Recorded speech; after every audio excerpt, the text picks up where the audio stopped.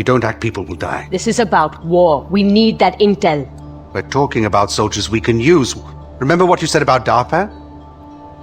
And if I had a choice between DARPA and the intelligence, I choose the intel.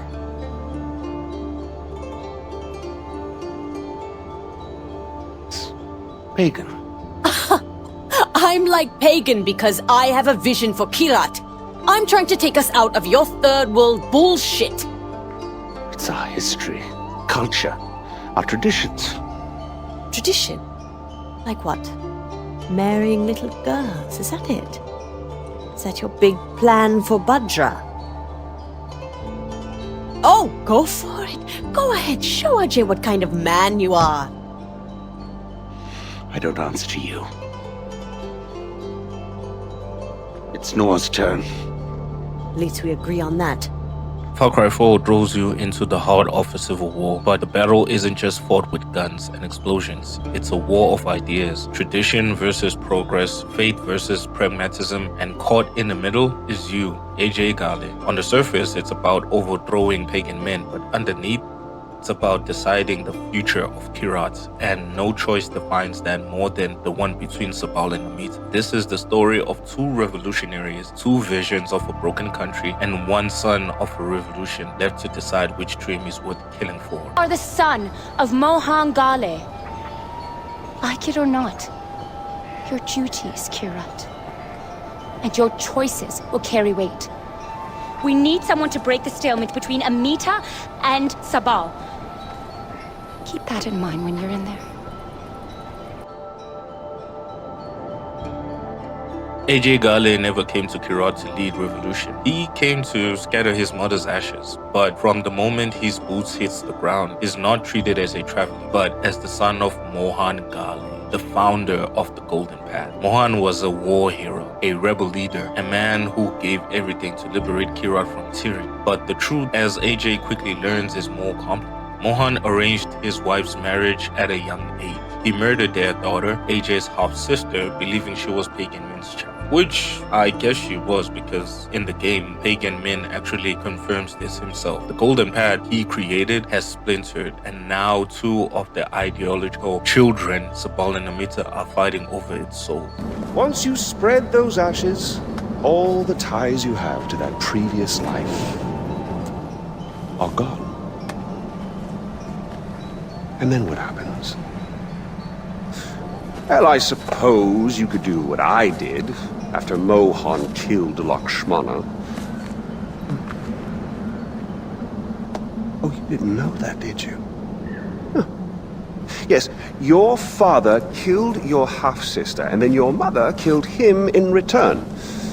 I simply continued where she left off.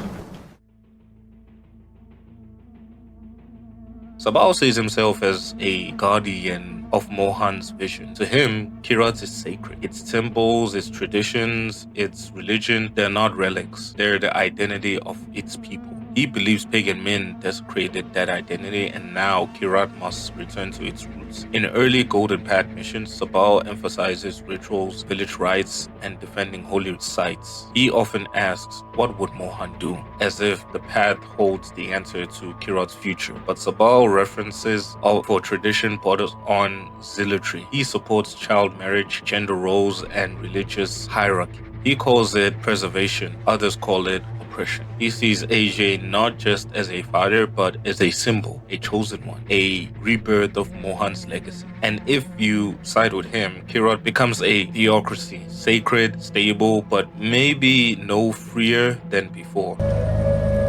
Because I knew your father, and I respected his vision. And where does Amita fit into all this? Look, I'll be the first to give her credit. But you don't need two heads. Not if you want to get work done. That's something your father taught me.